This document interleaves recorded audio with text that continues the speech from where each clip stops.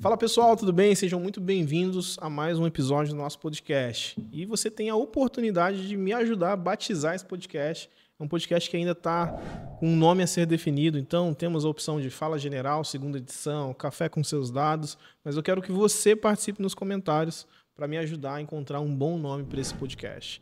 Hoje nós temos aqui um convidado de honra, né?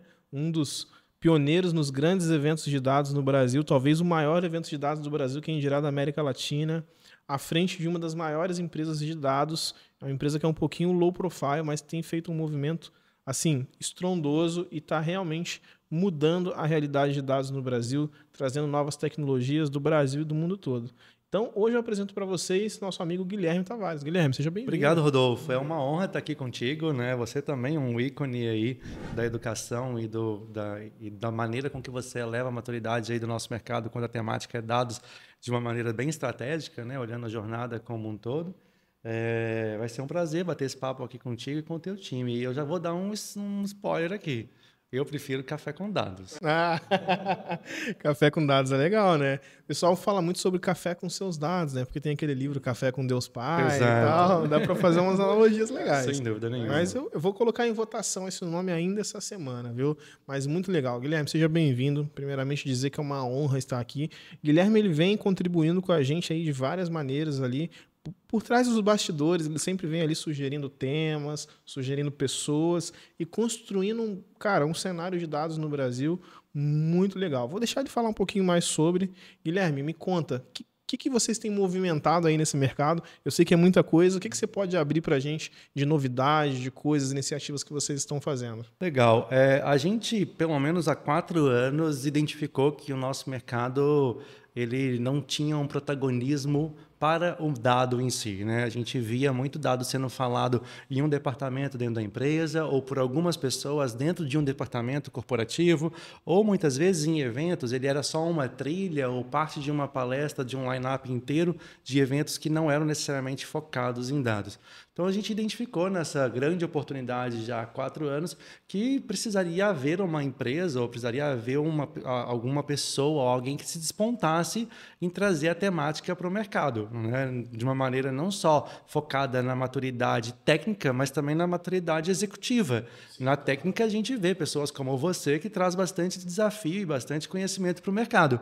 Mas quando a gente fala para a camada executiva, pouco, para pessoas de negócio, pouco se falava dessa temática. E o protagonismo dos dados vem tomando cada vez mais frente nas empresas, né? Então, o que a gente tem feito, principalmente nos 2 últimos anos, com o lançamento da 2ª e da 3ª temporada do Desvendados, que é o podcast focado para o mundo dos dados executivamente falando, né, para o CEO, para pessoas de nível de carreira executiva, e também o que a gente tem feito no DWX, que é o Data World Experience, que é um evento para protagonizar o mundo de dados, são as grandes inovações do que a gente está levando para o mercado. E, obviamente, a gente está sempre preparando coisas novas. Algumas eu posso dizer hoje, durante o nosso bate-papo, outras eu vou sair da prerrogativa de me manter ainda em silêncio, porque grande parte dos nossos lançamentos a gente acaba colocando ali na semana do DWX, que esse ano já aconteceu em março e que já está previsto o ano que vem, em 2026, também em março, aqui em Florianópolis. Legal, muito legal. Aproveitando o gancho, as redes sociais do Guilherme,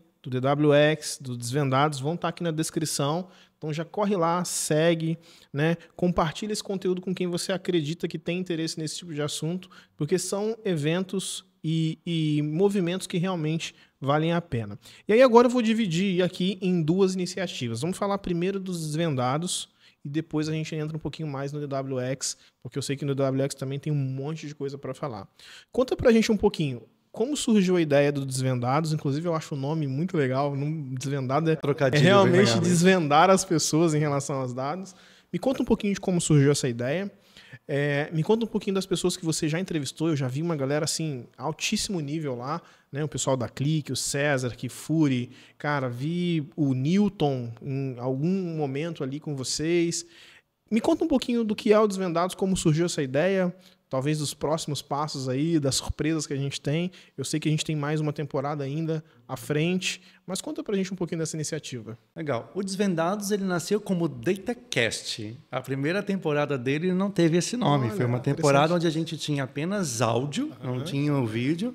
E o que a gente mais queria levar para o mercado, isso cortando em tempo, 3 anos e meio, quase 4 anos atrás, era conhecimento e provocação sobre as tendências do mundo de dados para uma carreira de negócio e não só para uma carreira tech, porque tecnicamente já existem muitos cursos, muitos influenciadores que levam essa temática para frente para esse viés.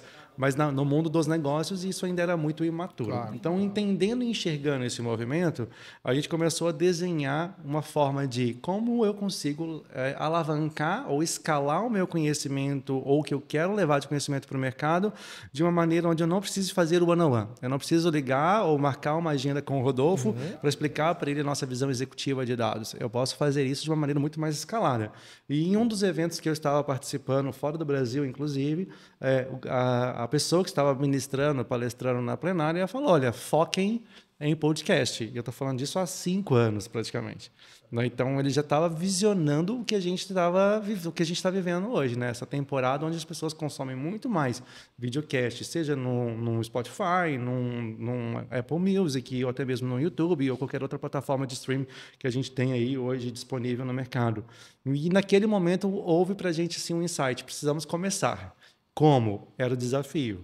Porque a gente acha que a gente precisa começar sempre um projeto com a melhor estrutura, né? Com roteiro, com os melhores convidados. E no final do dia, a gente começou fazendo gravações através de Zoom. Então, a gente ligava todo mundo no Zoom, como era só áudio, não precisava gravar vídeo. Gravações através de Zoom, porque o que importava mesmo para a gente era levar esse conteúdo e alavancar esse conteúdo no mercado. O que acho que é mais interessante é que lá no início a gente acreditava muito que o que as pessoas iam querer muito consumir, sem identificar quem que era o nosso perfil de consumidor, né? Quem estava nos ouvindo de uma maneira mais profunda. Hoje a gente já tem isso muito claro. A gente se deparou muito com podcasts ou com episódios assim, de tendência dos dados para o próximo ano, estourando o número de visualizações e o caso de uso em uma indústria específica não tendo tanta aderência. E aí, quando a gente começou a mastigar essas informações, esses dados, a gente entendeu que a gente precisava movimentar para uma segunda temporada, que foi quando a gente se tornou Desvendados. Então, entender que DataCast não era o melhor nome que a gente precisava trazer para assinar o produto que a gente estava entregando para o mercado. A gente transformou isso em Desvendados, até com uma consultoria externa que nos apoiou e que tem um conhecimento muito grande desse mundo de podcasts em si. Transformamos branding, transformamos nome e transformamos também a linha editorial. Então, ficou cada vez mais claro que o nosso público queria consumir o futuro dos dados, o que estava por vir.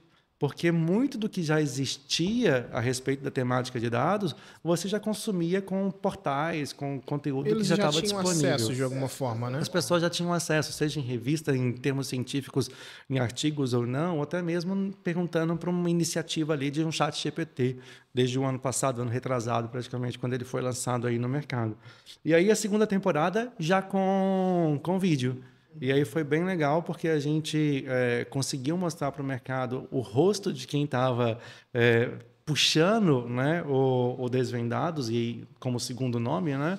E eu trouxe para a mesa, e a gente brinca que é uma sala de estar, né? Tanto que na terceira temporada, que é que está hoje no ar e acontecendo pelo menos até dezembro, aí, a gente simula uma sala de visitas, né? De uma casa, para que as pessoas realmente entendam que a gente está ali discutindo um assunto como se você estivesse numa sala de reunião executiva, como se você estivesse dentro da minha casa e a gente falando de um assunto de uma maneira mais informal, sem muito tecnês, porque eu estou falando com a pessoa de negócio, no final do dia, com a dor que acontece no dia a dia dentro das empresas. Então, com essa visão de que a gente precisava levar o caminho que a gente precisava levar para o podcast era muito mais futurista, os nossos entrevistados da época, da segunda temporada, foram pessoas que eram muito mais cientistas do futurismo do que necessariamente pessoas de casos de sucesso em si. Então, a gente trouxe Álvaro Dias, que é um pesquisador da USP, que falou com a gente, inclusive, no DWX do ano passado, né, na primeira edição.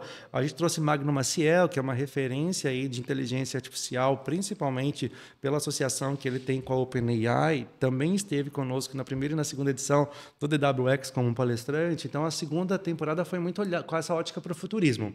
E a gente teve uma boa crescente, né? O Desvendados, como Desvendados primeira temporada, mas como Tocato encapsulando um produto já na segunda temporada, atingiu já no terceiro episódio da segunda temporada top 4 no Spotify, quando a gente fazia um Corte Brasil Tech News, no segmento Tech News. E a gente vem mantendo essa posição desde então, porque o conteúdo tem mais importância e o convidado tem mais importância do que o próprio host.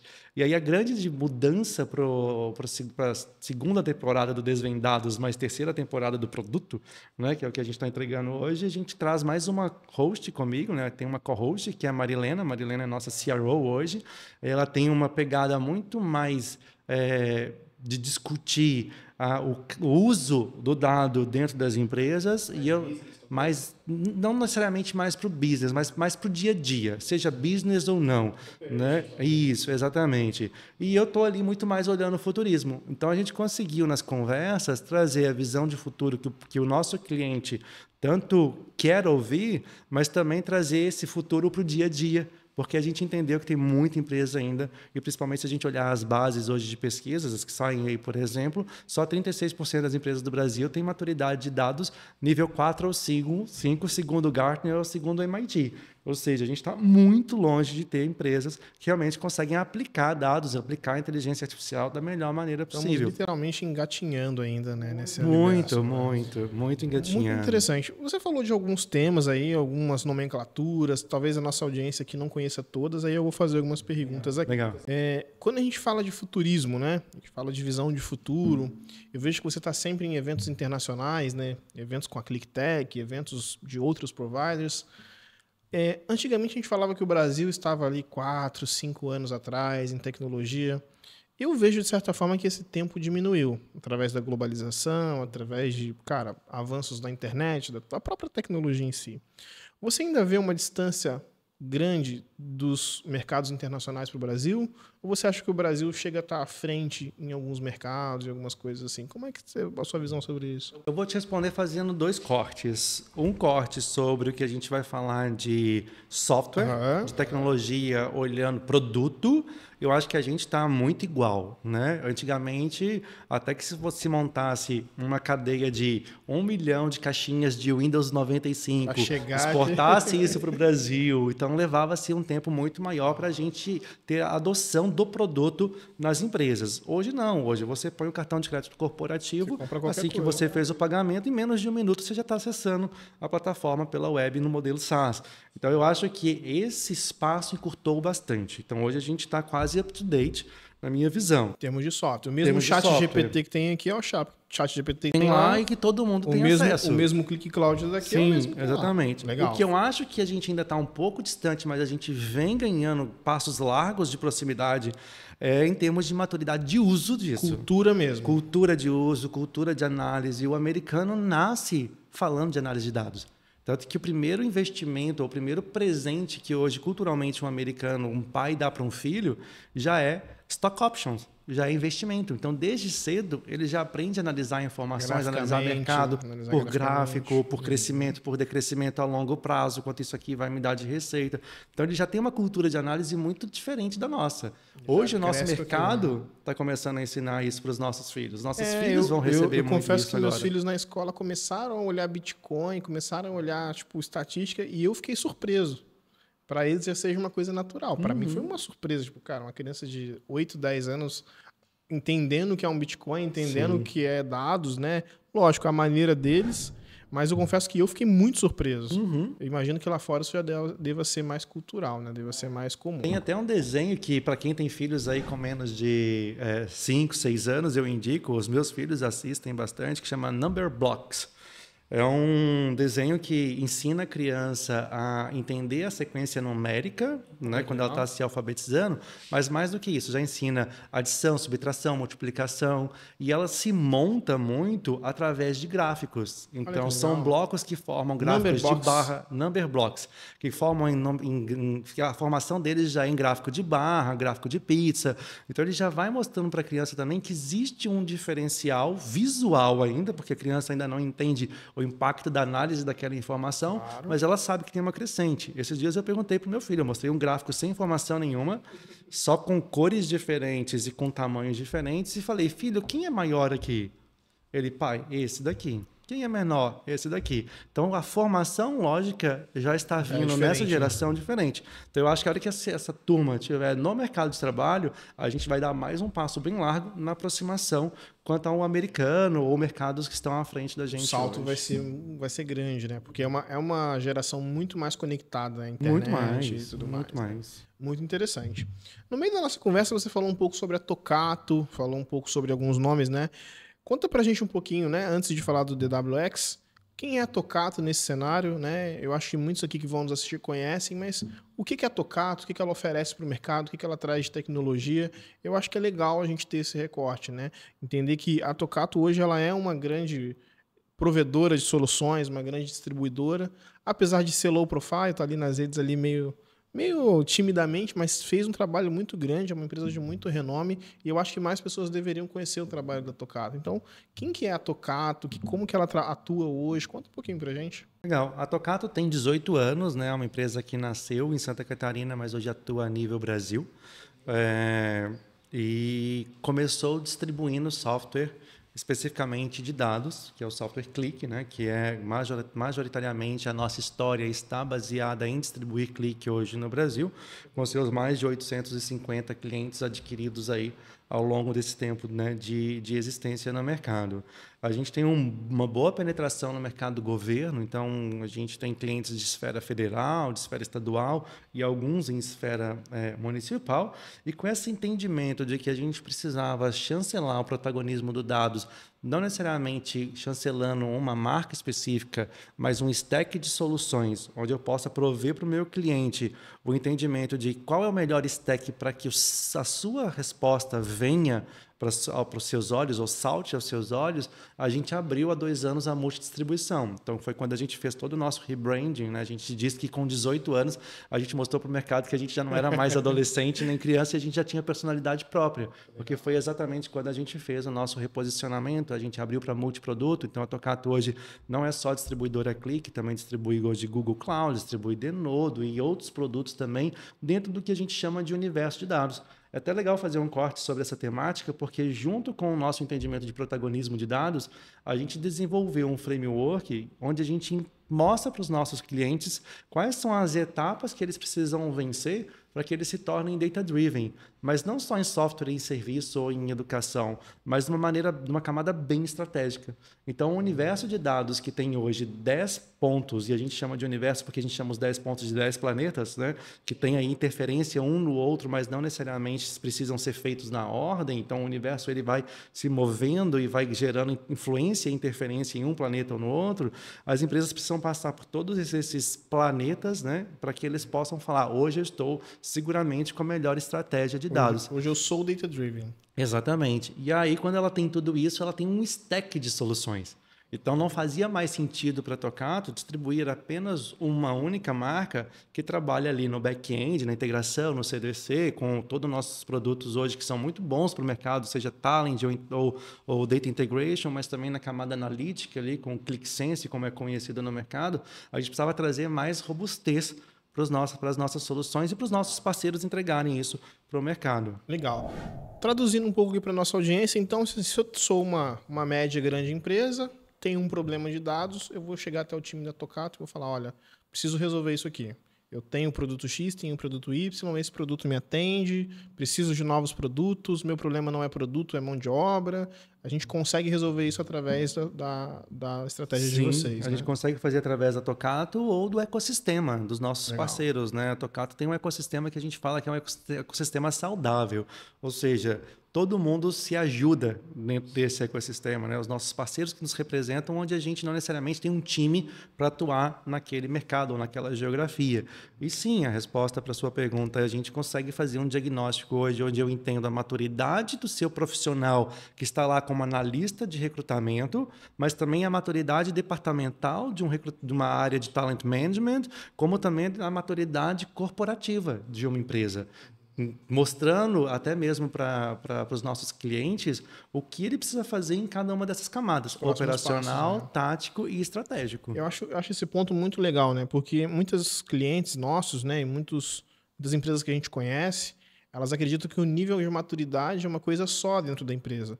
E na verdade não é bem assim. Existem setores que são mais maduros, outros menos, setores que estão ali no meio termo, e isso é até saudável. Sim. Né? Porque imagina, todo mundo no nível máximo, né? Não tem nem como ninguém puxar um ao outro. Então, eu vejo isso como uma excelente iniciativa. Você falou um pouquinho dos programas de parceiros. Hoje são quantos parceiros no Brasil? Tem parceiros de nicho específico? Eu vi alguma coisa sobre varejo recentemente. Como que é essa questão do ecossistema de vocês? Tem produtos específicos de parceiros? Como é que vocês trabalham? Legal. Hoje a gente tem mais de 75 parceiros no nosso ecossistema. Eu estou falando mais porque é o número que eu tenho hoje, mas se eu fecho o contrato amanhã, enquanto esse episódio sai, eu já estou mentindo para o teu público, né? Então, 75 mais aí de parceiros dentro do nosso ecossistema. No início, eram muitos desenvolvedores de análise de dados, de BI. O consultor mesmo. O consultor que se tornou empreendedor e aí, como consequência, abriu um CNPJ e percebeu que ele poderia ganhar dinheiro não só com a entrega do serviço, mas também com a venda de licença dentro de um cliente que ele já tinha muita influência por atuar como consultor dentro daquela empresa. Então, muitos dos nossos parceiros lá no início começaram com essa veia, né? e com essa característica de ser o tech que desenvolveu em negócio no tempo. Mas eu também tenho visto uma mudança no nosso mercado, que não exclui esse primeiro viés que a gente trouxe aqui, de empresas que já atuam como consultores de dados, mas segmentados, por exemplo, como você trouxe, caso do varejo. A gente tem um parceiro que ele desenvolveu produtos de análise de dados focados para esse segmento varejista e ele desenvolveu esse produto dentro de uma das plataformas que a gente distribui e hoje ele escala a sua entrega não só com consultoria e com licenciamento, mas segmentado. Tem um caminho de sucesso para esses dois públicos? Eu acho que os dois têm mercado. Mas o que eu mais vejo hoje são empresas que estão segmentando ou prototipando a sua propriedade intelectual, o seu conhecimento como consultor, e fazendo disso um negócio em escala. Então, o que você está me dizendo é assim, hoje eu sou um varejo, tenho uma empresa de varejo, tenho minhas 50 lojas. Cara, eu vou demorar 3 a 5 anos para construir um projeto de dados sólido, uma coisa bacana. Se eu for hoje para dentro do ecossistema Tocato, eu tenho isso de certa forma pronta com um parceiro que vai reduzir esse tempo de entrega desse projeto para alguns meses, talvez. Os nossos produtos, como o Click, por exemplo, eles já te entregam insights com 3 semanas de implementação. Isso já é super disruptivo quando a gente fala em análise de dados. Quando você vê um produto que é segmentado para uma indústria, você consegue trazer esse número para 1 semana. Porque no final do dia, a propriedade da regra de negócio que é padrão para a indústria de varejo, ela é comum a todos. Todo mundo quer ver ruptura, todo mundo quer ver estoque, todo mundo quer ver fluxo financeiro, quer saber se eu estou comprando e vendendo bem para entender minha margem. Então, tem indicadores que são comuns. Você não precisa ficar redesenhando tudo isso quando você traz um produto já ou uma empresa já segmentada para o teu negócio. Muito, muito interessante. Muito bacana mesmo. Eu acredito muito nesses produtos aceleradores, tá, sabe? Porque eu vejo que eles aceleram a curva de maturidade. Então, assim, eu vejo que um projeto de dados, em média, ele pode levar ali 1 ano, 2 anos, 3 anos, às vezes até mais tempo, se for feito do zero, na raça, sabe? Mas quando você adquire o produto correto, adquire o conhecimento, porque assim, o produto é uma coisa, mas o conhecimento de negócio correto é outra, que é o caso de um parceiro como esse. Sim. Cara, esse tempo pode ser muito reduzido e muito mais estratégico, né? E aí, cara, o custo disso reduz muito, né? Porque aí você tem um custo de aquisição muito menor em relação ao tempo. Imagina, você ficar 5 anos com consultor, com licença, Cara, é muito tempo. Eu acho que mais do que reduzir o custo de implementação, porque geralmente são custos, né, o que a gente vê de BIs tradicionais são custos elevadíssimos, né, que é diferente do BI que a gente oferece hoje no mercado, você começa a coletar resultado muito rápido. E o resultado, quando você faz uma boa análise de dados, é você potencializar a receita. É você saber onde você precisa reduzir custo, onde você precisa fechar a torneira, ou onde você precisa colocar o seu dinheiro, porque ele está trazendo mais margem. Então, o resultado financeiro para a corporação ele é muito rápido. E aí está o grande resultado. O grande muito retorno. legal, muito legal. Você citou de um ponto aí que eu acho que é um ponto muito estratégico. gente está vivendo um momento onde a gente passou por algumas crises políticas, guerras, dólar. Cara, não vou entrar na discussão política, que não é o objetivo, nem tem que ser. Mas eu vejo que algumas empresas nesses momentos acabam reduzindo o investimento em tecnologia. Eu vejo que é um momento, na verdade, de você aumentar o investimento em tecnologia para buscar maior eficiência operacional, maior eficiência estratégica. Faz sentido essa minha visão para ti? Sem dúvida nenhuma. Inclusive, eu saí de um evento agora há 2, 3 semanas, onde a grande discussão com investidores de mercado e nomes de peso hoje no Brasil que trabalham com economia falavam exatamente isso. Todas as vezes que o Brasil passou por qualquer tipo de crise, seja ela econômica, política, por mudança tributária, fiscal, que é um pouco do bolo que a gente está vivendo hoje, principalmente com influência da globalização, do que está vindo de fora, as empresas precisam olhar cada vez com mais profundidade para os seus controles.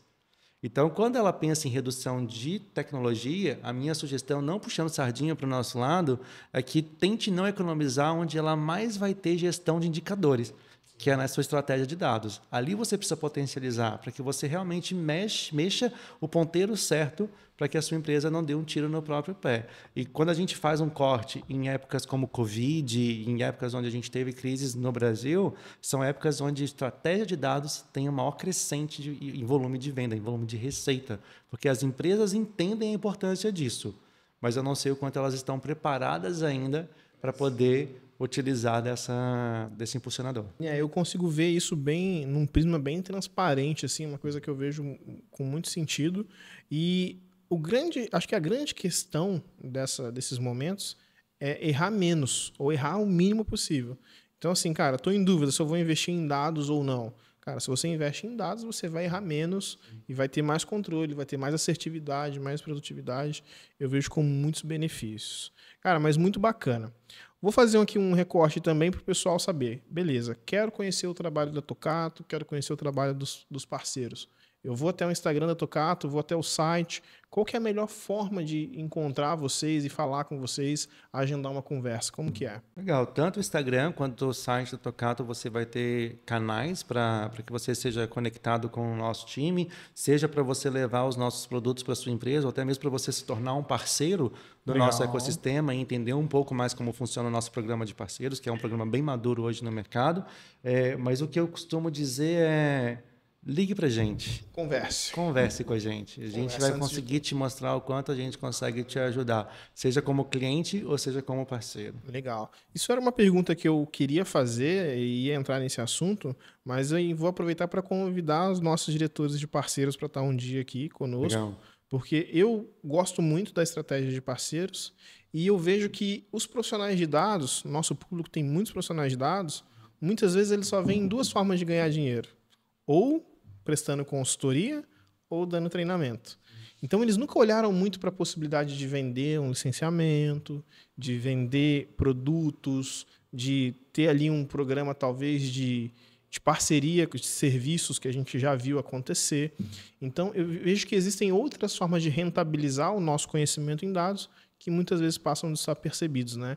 E, poxa, venda de licença é uma coisa muito boa, porque você vende uma vez, ganha 3 anos, geralmente. Sim. Tem todo um processo de renovação. Existe uma recorrência, cara, existe atualização do software, treinamento. Então, se você cria uma boa base de licenciamento, cara, você tem muita coisa para fazer e gera uma recorrência muito legal. A provocação que eu faço para os seus ouvintes que hoje têm um CNPJ para entregar consultoria, entre dentro de um cliente de vocês e pergunta quanto ele investe hoje em licenciamento de alguma plataforma de dados. Depois que ele te der essa resposta, faça um corte de 15% a 30% é o dinheiro que você está perdendo para a mesa de alguém. Exatamente. Mínimo, né? Isso é muito legal e eu diria até de outro recorte, né? Tipo assim, alguém vendeu a licença para ele. Exatamente. Alguém precisa vender. Por que esse alguém não pode ser você? Né? Que é um ótimo influenciador porque está dentro do próprio cliente, né? E muitas vezes ainda olha, e aí eu vou dizer assim, né? Olha muito com a visão de clique, né? Hoje a gente tem uma stack de produtos gigantes dentro da Tocato, né? Então tem Clique, tem Google, tem iView, tem Denodo, tem vários. Então conheçam os produtos, porque às vezes tem produto que você não conhece que vai resolver a dor de um dos seus clientes. Eu acho que esse é o grande insight, tá? E aí eu vou fazer uma transição aqui um pouquinho para a questão de eventos, né?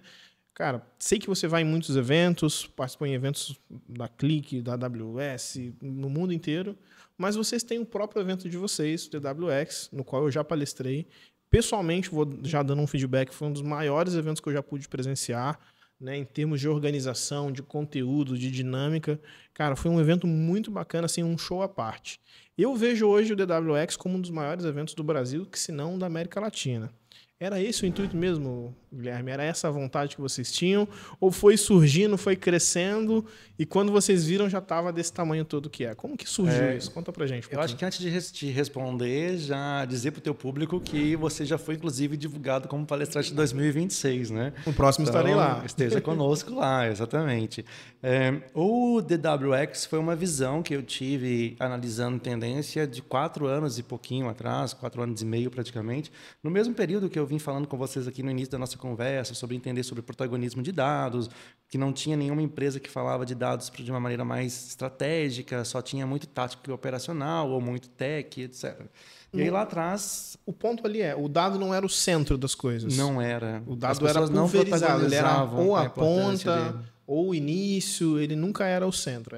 Esse é o ponto-chave. Esse é o ponto-chave. E aí, a Tocato, já pelos seus 19, 20 anos de história, sempre patrocinou muito evento para poder falar da sua temática, mostrar os seus produtos, as suas soluções. E a gente percebia que a gente era um peixinho fora da aquário, né? A gente era uma palestra que falava de dados no meio de todas as palestras que falavam de outras coisas. Ou, muitas vezes, uma trilha de dados especificamente. E a gente começou a entender que existe a famosa frase, né, de que o dado é o novo petróleo. Eu acredito que a gente não possa mais usar essa frase no dia de hoje, mas se você quiser entrar nessa seara, a gente pode Depois entrar, eu vou fazer uma analogia. depois assim. nisso. Então, a gente entendeu que precisava se crescer ou nascer um produto, que aí a gente chama esse produto de DWX, né? Data World Experience hoje, que é o que a gente entrega para o mercado, para que a gente pudesse falar de uma maneira estratégica sobre dados, protagonizando o dado e a inteligência artificial, porque a gente sabe que ela é hoje hype e baseada dentro desse mundo de dados em si. O primeiro evento, a gente teve 2 meses para produzir. Então, eu aprovei o budget num planejamento estratégico no finalzinho de dezembro. Aí teve férias de final de ano, fechamento de ano, aquela loucura que todas as empresas passam, né? Aí desci para o time de marketing em janeiro e o evento foi em março, aqui mesmo em Florianópolis. E a gente tinha uma expectativa de colocar 300 pessoas para dentro, pelo pouco espaço de tempo das pessoas se planejarem, né? Como a gente está falando muito com executivos de nível tático e estratégico e menos de operacional em si, nesse evento que foi o primeiro, a gente não achou que fosse ter um grande público, porque muita gente já tem a agenda fechada por bons tempos, né, por bons meses aí para frente, quando a gente está falando desse nível de executivo. Mas a gente foi super surpreendido. A gente colocou 540 pessoas para dentro. Eu lembro que quando a gente passou de 300, com o apoio muito do nosso time, de pessoas que estavam ali em contato do dia a dia, né? Então, muitos dos nossos executivos, o próprio Fábio Antunes, que é uma pessoa que está na Tocato já há quase 12, 13 anos, que tem um network super legal também dentro dos clientes, convidou esse time todo, esses clientes todos para estar conosco. E aí a gente foi surpreendido. A gente colocou 540 pessoas para dentro, um dia só de evento, porque a gente não sabia o quão isso seria, a magnitude disso se transformaria numa primeira edição. Mas quando a gente viu esse número, a gente falou assim, a gente precisa ser maior. E o DWX nunca nasceu para ser grande em quantidade. O DWX nasceu para ser grande em qualidade e em experiência. É por isso que a gente, inclusive, traz a palavra experience para dentro do nosso nome, para sempre lembrar que o que eu preciso levar de melhor é experiência de conteúdo, experiência de qualidade daquilo que as pessoas estão vendo e vivenciando ali dentro, melhor experiência para o meu palestrante, melhor experiência para o meu colaborador que está ali, melhor experiência para o meu cliente, ou até mesmo para o lead dos nossos patrocinadores. Então, essa experiência ela precisa ser sempre chancelada pelas nossas estratégias ou as ativações que a gente faz dentro do evento. E aí, com o sucesso da primeira edição, a gente se provocou no desafio de dobrar no ano seguinte. Então, dobramos os dias, saiu de 1 dia para 2 dias, dobramos o número de palco, então a gente tinha não só mais uma plenária, mas tinha uma outra trilha, que era a trilha X, né, a trilha X, e para nossa grata surpresa, ao invés de 1.000 e poucas pessoas, colocamos 2.600 pessoas no Centro-Sul esse ano, em 2 dias de evento, com pessoas super renomadas de mercado, né, vindo palestrar. O que é mais interessante é que a gente tem pessoas da empresa falando no evento, mas não necessariamente a gente coloca holofote nessas pessoas. A gente coloca holofote em quem está também no mercado, falando de tendência, de futurismo, falando de praticidade, de aplicação, falando de dados, falando de IA, de uma maneira geral. E a gente, sim, esse ano a gente levou, e até agora a gente está com o título de maior evento de dados e inteligência artificial na América Latina. Nenhum outro evento da Latam hoje colocou esse público para dentro do que a gente vem acompanhando, e a gente vem, inclusive, patrocinando, né, alguns eventos. Para o ano que vem, a gente tem um grande desafio. Segue 2 dias, 3 palcos, aí já dando spoiler para o teu público, e 5.000 pessoas é o nosso desafio para colocar lá dentro. Que legal. Cara, vai acontecer, vai acontecer. Eu tenho certeza. Eu vi o DWX com muitos bons olhos desde a primeira vez. E tem uma coisa no DWX que me remete muito, e eu acho que isso é um dos nossos papéis aqui como porta-vozes, né, desses assuntos, que é comunidade. Eu vi o DWX como um momento onde a comunidade de dados se reuniu. Então a gente viu ali pessoas de várias tribos dos dados, né? Pessoal da IA, pessoal de Click, pessoal Microsoft, Google, cara, de tudo um pouco. E ali a galera estava reunida, conheci pessoas que, cara, muitas vezes eu conhecia só online. Eu acho que você não sabe, mas eu encontrei um aluno meu, Luca Luna, cara, um aluno meu da Bahia. Eu conheci pessoalmente no DWX. Ele teve o seu primeiro contato com a tecnologia comigo, estava em Joinville trabalhando com a tecnologia que aprendeu comigo, e o nosso primeiro contato físico foi no DWX. Então, cara, é muito mágico ver isso acontecendo, Sim. sabe? E pessoas sobre isso o evento pessoas também. do mundo inteiro, do Brasil inteiro, reunidas ali em busca de um conhecimento, em busca de tecnologias e aprimoramento. E aí não é só aprimoramento tecnológico, pessoal também. Conhecer mais pessoas, aprender outras tecnologias, conectar pessoas que você já viu em algum lugar, mas aquele contato pessoal, aquela coisa... Achei muito bacana. Parabéns pelo evento. De tudo que aconteceu no DWX, assim, né? Qual fato que você poderia, assim, destacar? Que, tipo assim, cara, eu sei que tem alguns fatos ali que chegaram a te emocionar, algumas coisas assim, mas qual foi o maior mérito, assim? Qual foi a coisa que mais te impressionou em realizar um evento como esse? Eu sei que são inúmeros, tá? São vários. Eu poderia elencar, por exemplo, tangibilizar aquilo que eu visualizei 4 anos atrás só como um sonho, um planejamento, e ver isso acontecer. Tanto que quando subi no palco esse ano e vi 2.600 pessoas na minha frente, não tem como a garganta não secar e não travar. Por mais que a gente está acostumado a falar em grandes públicos, né, e palestrar para grandes públicos, é diferente você fazer isso num evento que você viu acontecer, né? Que você está vendo sair do papel. Então, eu posso sim te elencar inúmeros pontos fortes e auge dentro do evento, mas eu vou tirar toda essa camada mais sentimental e emocional do que eu tenho poderia trazer, e tentar trazer algo mais prático, algo mais dia a dia. Eu acho que o grande ganho que a gente tem dentro do DWX é concretizar comunidade, como você trouxe aqui atrás. Se eu olho hoje, há 2 anos e meio a gente desenhou 4 pilares estratégicos para o Grupo Tocato. E um dos pilares estratégicos é comunidade. E aí, depois que eu desenho pilares estratégicos, eu venho como eu entrego isso, né? Como eu faço isso acontecer. E DWX nasceu de tudo isso, de todo esse brainstorming, de fazer com que o pilar estratégico comunidade fosse aplicado e a gente conseguisse entregar o resultado que a gente esperava para a comunidade, né? Então, quando eu vejo pessoas trazendo depoimentos como o que você acabou de trazer, eu vi pessoa que eu treinei online que eu jamais imaginaria que eu fosse encontrar com essa pessoa, e encontrei com ela dentro do DWX. A gente não está falando só de você estar trazendo receita, você está incrementando o seu conhecimento, você está conseguindo fazer um bom networking. A gente está falando de conexão humana. genuína, né? E a gente costuma dizer isso para quando a gente busca patrocinador, para quando a gente busca fornecedor, quando a gente busca palestrante, tanto que os palestrantes que estão conosco desde o início, eles seguem conosco, a gente vive essa conexão da parceria real entre humano e humano, né? O human to human. Então, no meu ponto de vista, o auge de tudo isso foi ver pessoas se conectando. Obviamente, pessoas com um interesse em comum, que é o interesse dos dados, né? Mas eu vi muito tech conversando com negócio, negócio conversando com tech. Isso foi muito legal de enxergar, porque um dos desafios que eu vi, pelo menos na minha carreira, que ela vem muito dentro de marketing, transitando para operações e comercial, é o desafio do marketing com comercial, né? De quem é a culpa de não ter um lead qualificado ou de quem é a culpa de não converter um lead que eu te encaminhei. E eu vejo que há um desafio muito grande também na carreira tech ou no consultor tech, quando ele conversa, quando ele discute assuntos de projeto de dados com a área de negócios. E eu vi isso começando a se conectar, a fundir, essa sinergia maior, né? Acontecer. Então, para mim, o auge foi enxergar com os meus olhos tudo isso, mas também perceber, por exemplo, na fala dos nossos palestrantes, como o próprio Magno Maciel trouxe e outras pessoas trouxeram, o quanto para a inteligência artificial funcionar como todo mundo quer que funcione, você precisa olhar primeiro para o seu oceano de dados.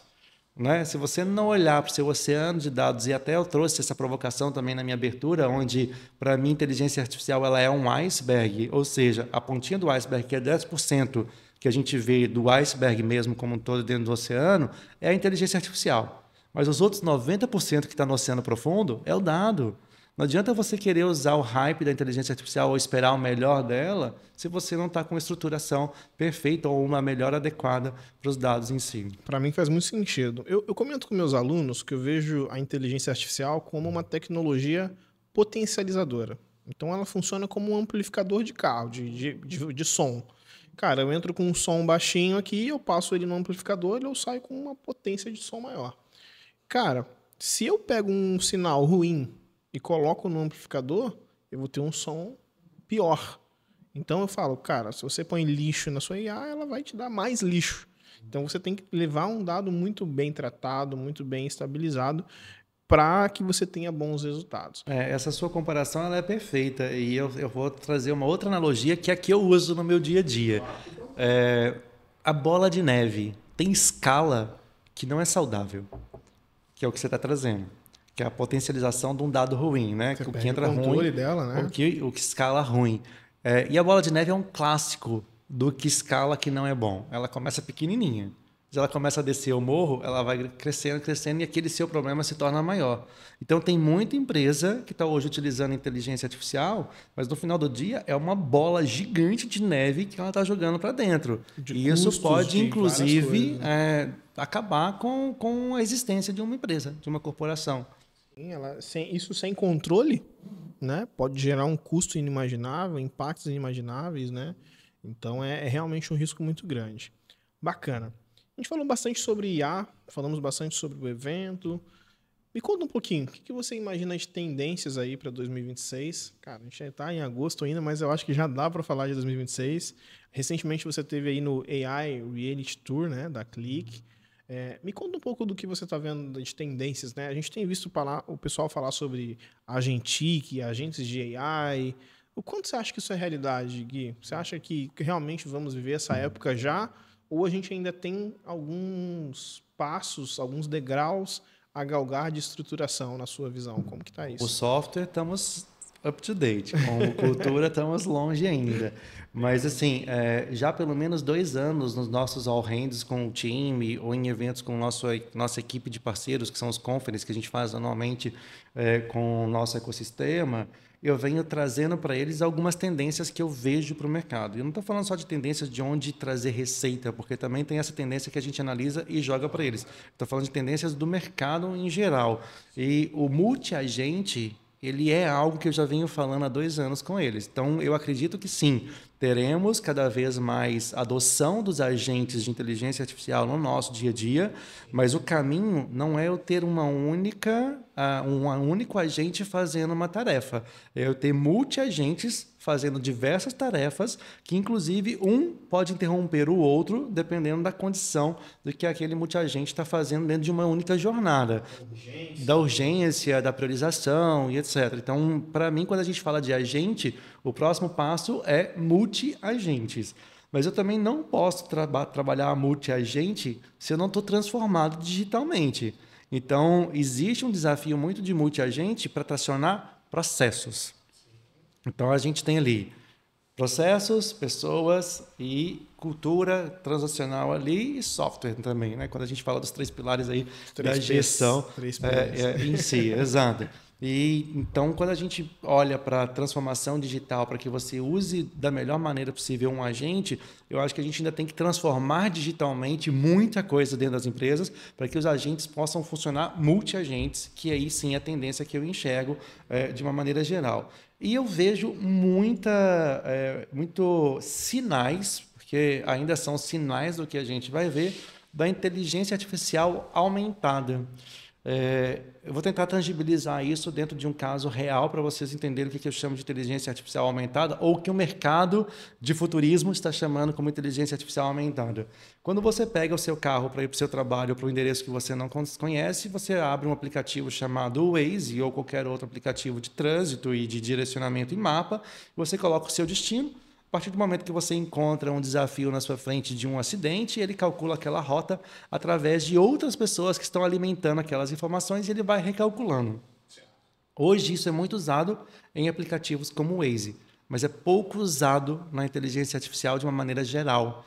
Então, o que eu vejo hoje é que cada vez mais a gente, pelo menos assim, os sinais que a gente vê hoje, é que cada vez mais a inteligência artificial aumentada vai vir para dentro das nossas operações e para dentro do nosso dia a dia. Vai ampliar a sua capacidade, né? Sim. Legal. Contextualizando um pouco da inteligência aumentada, né? E aí trazendo um pouco de analogia, né? Ela também é um amplificador, né? Então, imagina, você como ser humano, você tem a capacidade de avaliar se o trânsito está bom ou ruim e tomar um outro caminho. A diferença é que ao invés de você ter que tomar essa decisão, o software faz isso para você. Então, ele potencializa o que a inteligência humana já faz. Eu acho isso muito interessante. Mas você falou um pouco de cultura, e aí eu vou fazer um adendo que acontece comigo, e aí eu quero ver se temos sinergia, né, nesse sentido, para ver se o comportamento dos clientes está um pouco parecido. Mas ainda chegam para mim, por exemplo, clientes que querem construir analytics. Então, o cara quer ter um dashboard, o cara quer ter um BI, o cara quer ter uma série de coisas. Só que ele ainda não tem uma estrutura de sistemas que comporta isso. Então, por exemplo, muitas vezes ele tem um ERP, mas não tem um CRM. Às vezes ele tem o CRM, mas não tem o ERP. Ele tem um sistema de vendas, mas ele não preenche da melhor forma. Ou ele está com vários sistemas que não falam entre si, né? Isso tem acontecido com a IA também, na sua visão, ou menos? O cara que está olhando para ele já está mais maduro nesse sentido? Ou você vê uma repetição do que aconteceu na Analytics na IA? Eu de certa forma, vejo que está repetindo um pouco isso. Acho que é Ctrl+C, Ctrl+V também. Eu vejo muita gente ainda dando bom dia para a inteligência artificial só para ver se ela responde. E eu não estou falando sobre o fato de ser bom dia necessariamente, a palavra ou o cumprimento, ou ser gentil com a inteligência artificial, porque para muita gente a inteligência artificial, inclusive, já virou terapeuta. Né? As pessoas já conseguem fazer consultas com a própria inteligência artificial e ela ajudando as pessoas a se auto-entender e etc.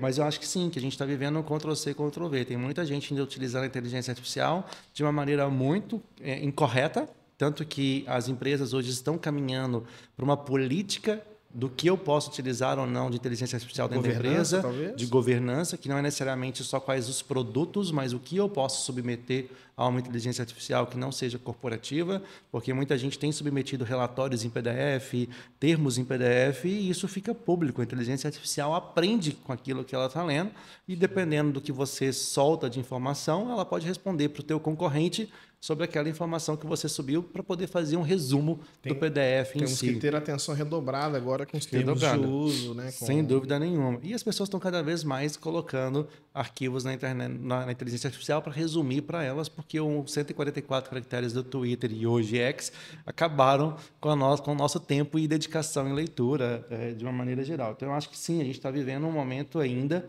onde as pessoas não sabem usar a inteligência artificial e elas acreditam que elas estão usando da maneira correta ou da melhor forma. Eu vejo que muita gente tenta resolver problemas com IA, que muitas vezes são problemas de processo, são problemas de defasagem tecnológica mesmo, sabe? Então, cara, o cara pega uma planilha, e aí não me apedrejem, tá? O pessoal fala que eu sou anti-Excel, mas não é isso, pessoal. Vou tentar exemplificar. Mas o cara, às vezes, tem uma série de planilhas, e aí ele quer consolidar aquilo, ele leva aquilo para uma IA, ele pode estar, às vezes, expondo uma informação estratégica para uma IA que não deveria ter acesso a isso, né? Então, acho que deve ser olhado com mais cautela, tentar entender os benefícios, mas construir também uma solidez interna para poder construir isso. E acho também que a inteligência artificial ela está começando a ter outros fins. Por exemplo, até na minha palestra de abertura no DWX, eu fiz essa pergunta para o público: quem tinha feito uma pergunta ou uma pesquisa no Google aquele dia? Eu abri o evento 9 horas da manhã, então não tinha... pouco tempo ainda. Pouco tempo para as pessoas fazerem, mas pelo menos metade do público já levantou a mão e falou que já tinha feito uma pergunta para o Google. Imagina até onde é o evento, onde é o Centro-Sul, né? Coisas nesse sentido. E aí eu perguntei depois, quem já fez alguma pergunta para a inteligência artificial? 23%, 24% do público levantou a mão. Faz um corte. Eu fiz a mesma pergunta no final do evento, no fechamento. E pelo menos 75% das pessoas já tinham feito, no final do segundo dia, nos 2 dias, uma pergunta para a inteligência artificial, e os mesmos 50 e poucos por cento tinham feito para o Google. O que eu quero dizer com isso? A inteligência artificial também virou fonte de busca. Então, eu não sei quanto tempo, por exemplo, um Google vai existir ainda.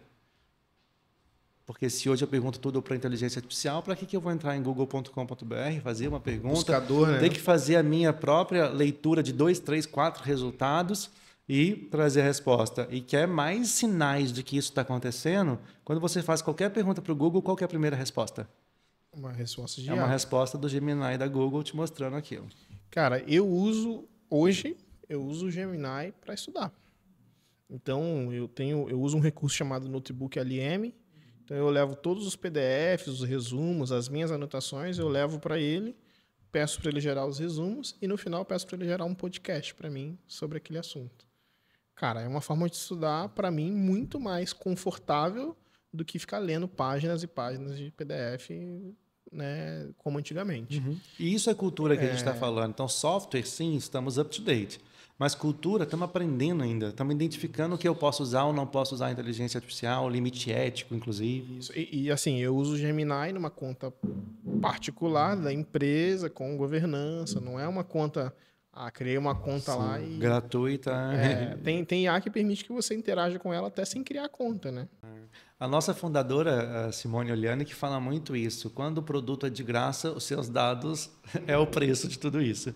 E é muito essa realidade. Então, se você está usando uma IA gratuita, o que você está alimentando ela de informação, de comportamento, é o que está sendo vendido para poder manter aquilo. Isso realmente é um risco muito grande. E aí, mais cedo, a gente falou sobre os dados serem o novo petróleo. Será que agora a IA é o novo petróleo? Será que mudou o cenário? Eu tenho uma visão sobre esse termo que, na minha visão, distorce um pouco. Mas eu entendo também quando o autor usou essa frase a primeira vez, ele estava mencionando o impacto que o petróleo teve no ecossistema. Então, ele comparava com o quê? Com o potencial uso da gasolina, das coisas que a gente tem hoje que são derivadas do petróleo e tudo que o petróleo transformou. Só que as pessoas pegaram essa frase e colocaram em contextos que muitas vezes não faziam tanto sentido, né? O que você vê da utilização dessa frase com a IA? Você acha que muda um pouco, mudou muito o nosso cenário hoje? Eu não acho que a IA é um novo petróleo, né? Até porque ela iria contra a história do iceberg que eu trouxe aqui, onde 90% tem a ver com dados e cultura e 10% tem a ver com o uso de software de inteligência artificial. Então não tem como isso ser petróleo, né? Porque não tem esse valor todo que as pessoas estão achando que ela tem, pelo menos não ainda, né? Pode ser que a gente mude isso no decorrer do tempo. E o que eu acho assim, o autor da frase ele foi feliz em trazer uma disrupção, uma provocação para o público e falar que dados é o novo petróleo. Mas ele esqueceu das próximas páginas, né? O petróleo, para um carro funcionar, passa por uma refinaria, que leva para um posto de combustível, que alguém vem e abastece, e aí sim o carro anda, o carro funciona. O objetivo final dele é estar pronto. Depende de muitos processos até virar gasolina. O petróleo vai para uma empresa de borracharia, que transforma aquilo em borracha para virar pneu, e aí sim por diante ele tem uso. Quando eu falo de dados é o novo petróleo de uma maneira genérica, como a gente usa, ou como muita gente usa hoje no mercado, o comportamento que eu vejo das empresas e das pessoas é colete tudo. Então começa a trazer petróleo? Então tá, vamos pôr tudo para dentro. Mas o que adianta pôr tudo para dentro se você vai aumentar só o seu big data? Se você não tem capacidade de refinar, né? Se você não tem capacidade de refinar e tirar a informação disso, fazer o seu carro funcionar porque você tem um petróleo de qualidade refinado e que está no seu tanque de combustível para ligar o teu carro. Eu, inclusive, costumo dizer que essa é a maior diferença entre os dados e o petróleo. Porque, assim, o petróleo ele é um recurso escasso, ilimitado. E, ao longo dos anos, a quantidade de petróleo disponível, ela está diminuindo. É finito, né? Ela está diminuindo. Quando nós olhamos para o dado ele não está diminuindo, ele está aumentando. Sim. Então, a gente precisa de capacidade de refinamento e de melhoria desses dados cada vez maiores. Então, a gente precisa de mais cloud, a gente precisa de mais computação, a gente precisa de agora mais placa de vídeo, né? Mais GPU, né? Para processar IA. Então, eu vejo que existe um certo antagonismo nisso, porque assim, cara, o dado ele está jorrando. Os dados eles estão jorrando, a gente tem dados em todos os lugares. O petróleo ele está diminuindo, né? E aí talvez sim, a gente não tenha tanta capacidade para refinar o tanto de dados que está surgindo, o quanto a gente tem dado disponível, né? Porque assim, tudo é dado. Sim. Esse vídeo que vocês estão assistindo agora é dado. O comentário que você vai fazer nesse vídeo é um dado, né? Por favor, faça um comentário, né? Um papo desse tem que valer no mínimo um comentário e uma curtida. Então, o compartilhar, eu falo para as pessoas às vezes elas não têm essa percepção. Mas quando você está no Instagram e está rolando o feed ali, o tempo que você fica em cada publicação é um dado. Então, o dado ele está em todo lugar, em todas as coisas, e a gente não consegue hoje refinar isso com tanta facilidade. Hoje, o nosso maior desafio é volume de dados, né? E até um dos planetas que a gente traz aí, voltando lá para o universo de dados, né? Já que a gente vai o tempo inteiro voltando para esse assunto, visto que protagonismo de dados é o que nós estamos fazendo aqui nesse momento, né? Falando sobre ele, um dos planetas a gente chama de Data Thinking, que ele é um avanço do Design Thinking, quando a gente olha para metodologias de projeto, de desenvolvimento em si, onde eu entendo a origem do dado, toda a hierarquia dele, né? Eu entendo a origem do dado, eu entendo a qualidade desse dado, eu entendo para que esse dado vai ser usado, quem vai utilizar a governança disso, e eu tenho isso desenhado. Porque se eu hoje te perguntar, você usa esse dado, e você não souber me responder para que você usa a origem dele, para que eu estou coletando ele? Ou se eu te perguntar, você sabe qual é essa informação? Você vai falar assim, poxa, nem tem coleta desse dado. Aí você vai começar a coletar. Vou dar um exemplo para explicar isso daqui. Se eu sou uma empresa que tem uma distribuidora de software na Avenida Paulista, em São Paulo, para mim faz sentido saber quantos carros passam por dia na Avenida Paulista? Mas se eu tiver como coletar esse dado, eu tenho certeza que as empresas estão coletando. Mas para fazer o que com isso? Nada. E quando você faz o Data Thinking, você de trás para frente, você vem entendendo essa herança toda para você falar, preciso coletar ou não preciso coletar. E se eu não preciso coletar, eu não preciso perder o medo de deixar de coletar, que é o tal do FOMO, né? Fear of Missing Out. Perder o medo de achar que eu não estou coletando algo que pode ser importante para mim. Poxa, se no final aquilo não vai me trazer nenhum insight, nenhum benefício, para que eu vou encher o meu Data Lake, meu Data Lake House ou o meu DW? Eu acho que as pessoas elas não têm muito essa sensibilidade, talvez, no volume que isso representa, né? Porque nos DWs tradicionais, né, na origem ali do BI, a gente realmente consumia todo o RP. Só que todo o RP do cara naquela época tinha, sei lá, 20 milhões de linhas, 10 milhões de linhas.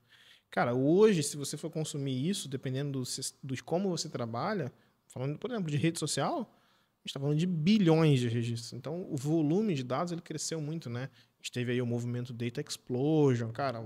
Aí a história vocês vão ter que assistir outros episódios para conhecer, ou estar no DWX, que com certeza vai ter muito sobre isso. É que você está trazendo, desculpa te cortar, mas acho que as pessoas ainda não estão enxergando isso, porque a dor do aumento do repositório ou de guardar e armazenar o dado está na TI ainda.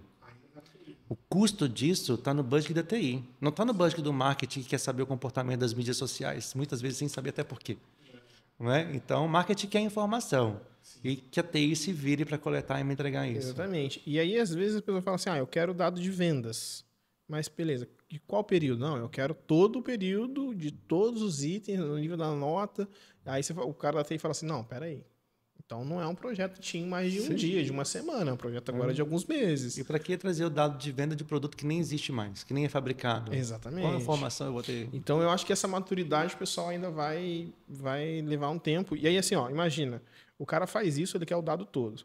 Aí ele quer pegar um chat e quer que o chat responda perguntas sobre aquele catatal de dados. Cara, você vai precisar de muita máquina, muita GPU, e aí fica caro. Aí o pessoal fala assim, bom, mas é caro e tal, né? Não é tão trivial quanto ir lá no chat GPT e fazer um chat, né? Porque a gente está falando de outro volume, de outras coisas. Mas fala assim, Rodolfo, mas o volume de dados do chat GPT é enorme. Sim, é enorme, mas ele é compartilhado. Então, assim, esse custo ele está compartilhando para milhões de usuários. Quando você fala de uma corporação, é uma coisa mais centralizada, é diferente. Né? E lembra disso, tudo que é de graça, o seu comportamento, né? Que são os behaviors... Ou o seu dado é o que faz ele ganhar dinheiro. A gente está ensinando o chat GPT todo dia ali, aos pouquinhos, ensinando ele coisas novas. Bacana. Bom, eu tenho mais perguntas, tenho dezenas de perguntas, mas queria aproveitar para convidar o pessoal novamente para o DWX. Vou deixar um convite aqui, a inscrição aqui na descrição. Quer falar um pouco das novidades desse ano? Das trilhas? Eu não sei que você não pode falar tudo. Eu posso dar poucos spoilers ainda. Dá um spoiler aí pra gente. A gente merece, né, galera? Pô, a gente merece esse spoiler. A gente já tem algumas pessoas do line-up divulgado no site, né? thewexperience.com.br. Inclusive, já que você vai deixar o convite, eu vou pedir para o nosso time de marketing também te mandar um cupom de desconto para os teus ouvintes. Vamos lá, galera. Para que eles possam ter acesso aí aos ingressos com mais facilidade de compra, né? Teremos 3 palcos, teremos gravação de Desvendados in loco. Isso eu já estou dando spoiler demais para o seu público. Da guarda novidades. Eu tô sabendo, não sei se a gente pode falar todos ainda, mas que a gente tem convidados internacionais, é isso mesmo? Teremos, inclusive 2 já estão divulgados. Teremos o Jordan, que já educou em alfabetização. Eu não gosto muito desse termo, mas é o termo que o mercado usa, né? Literatura de dados, literacia de dados, alfabetização de dados. Mais de 40 mil pessoas hoje nos Estados Unidos, autor de 5 livros sobre dados, vai trazer conteúdo pela primeira vez presencialmente no Brasil. Nunca teve aqui antes. Sabia que um dos meus livros preferidos é dele? É mesmo? É o Big Data Literate. Cara, esse livro, espetacular. Vou deixar o link da Amazon aí pra galera também. Cara, Big Data Literate é um dos melhores livros sobre o assunto. Eu acho que um dos mais abrangentes. Eu acho que o termo Data Literacy, com a IA, ele vai mudar um pouco. Mas eu vou deixar para a galera conhecer isso no DWX também, porque a gente vai falar sobre isso lá também, né? Então... Legal. E a gente também já divulgou um segundo palestrante internacional, que é a série. A série, ela já treinou, acho que mais de 150 mil pessoas, também autora de livros de dados, mas uma pessoa muito ligada à disrupção da inteligência artificial. Então, ela faz parte como conselheira da OpenAI e também faz parte do embaixadora do fórum da própria OpenAI. Então, é uma pessoa bem marcante aí no mercado e também pela primeira vez no Brasil. Então, extremamente alegres. O convite que a gente fez para eles, obviamente, numa videochamada, né? Porque eles estão lá nos Estados Unidos, a alegria de ver a qualidade do evento, que não é um evento realmente comum e padrão nem fora do Brasil, né? O que a gente faz aqui, mas também de estar pisando no solo brasileiro e trazendo todo o conhecimento deles para cá pela primeira vez é fantástico, assim, a alegria a gente vê brilhar nos olhos deles. E aí acho que a gente começa a dar passos ainda mais largos para encurtar o que a gente falou, que é a maturidade das pessoas, né, e estarem mais up-to-date. Será que a gente um dia vai ter um DWX fora do Brasil? Será que acontece? Esse não é o objetivo, inclusive muita gente me provoca assim, DWX vai sair de Floripa um dia, América Latina, talvez? vai para outro lugar. Eu acho que o que a gente proporciona para as pessoas em termos de experiência em Florianópolis, dificilmente a gente encontra em outro lugar, né? Então, com praia, com calor. Então, as pessoas vêm quinta e sexta para o evento e muitas delas já estendem sábado e domingo para conhecer a ilha. É período de verão, mas não é alto verão, então está quente, dá para ir para a praia, mas a cidade não está cheia, não tem muito turista. Então, eu não gostaria de perder o sunset de Florianópolis, onde a gente está, tem um sunset maravilhoso. Então, eu não sei te dizer se a gente vai nem para São Paulo um dia, quiçá para fora do Brasil. Mas a gente não pode limitar os nossos sonhos segundo aquilo que a gente enxerga hoje. Né? Vamos deixar o futuro acontecer, né? Vamos deixar o futuro vir. Mas eu vejo como um evento que tem porte internacional, né? Cara, um porte muito grande. Nós que já fomos em eventos como Click World, né? Eventos em outros países como Argentina, Chile e tal. A gente vê que realmente é um evento nível internacional, assim, em termos de estrutura. Cara, eu acho que ganha em muita coisa e não perde em nada, assim, não consigo ver nenhum ponto. Você até falou do César Ripari aqui numa das suas colocações, né, que é o diretor de pré-vendas América Latina da Click. Ele me mandou até uma mensagem esses dias falando assim: Gui, o que vocês estão construindo e que eu estou vendo que vocês vão construir é o Rock in Rio dos dados. Rock in Deira. Rock in Deira. Ótima provocação, inclusive. Talvez esse possa ser o nome do podcast. Então, Rock in Deira, gostei. E o que a gente está fazendo é exatamente isso. Eu não quero que o evento vire um festival para as pessoas virem atrás do happy hour ou da banda que toca no final de cada um dos dias. Eu quero que as pessoas venham para viver o protagonismo do universo dos dados. Legal. Se eu pudesse sair desse evento todos os anos e as pessoas falarem, eu me senti dentro de um universo onde a temática principal e mais falada era dados, eu acho que a gente cumpriu o papel como DWX. Muito legal, muito bacana. Muito bacana mesmo. Eu estou muito animado. A próxima edição vai acontecer no meu aniversário 27 de março. E, cara, a gente tem surpresas pro evento ali que eu também não posso falar ainda, mas que vão acontecer. Então, estejam lá, estejam presentes. Não é só marketing, tá, pessoal? Eu sou um cara muito transparente, muito coeso nas coisas que eu falo. E, assim, eu estou participando porque eu realmente acredito, né? Eu estou lá desde a primeira edição. Cara, eu acredito de verdade que esse é um evento, assim, é change game. É mudança de jogo para muita gente, para carreiras, para empresas. Cara, a gente fez ali projetos para empresas que estavam ali naquele momento, que estão mudando a sua realidade, então, assim, estão num ramp-up muito grande de maturidade, e eu vejo isso como uma tendência muito grande. Bom, acho que a gente falou bastante, né? Quanto tempo aí já, editor? 1 hora? Caraca, falei que eu estava acertando no tempo. Vou deixar um espaço para o Gui dar os seus agradecimentos. Bom, primeiro eu vou agradecer a presença do Gui. O Gui é um cara super ocupado, é um CEO, é um diretor, assim, cara, alta cúpula executiva ali na Tocato. Então é um cara muito ocupado. Ele ter dedicado o tempo dele para mim aqui é uma honra muito grande, mas gostaria que o Guilherme também deixasse seus agradecimentos, seus recados finais, né?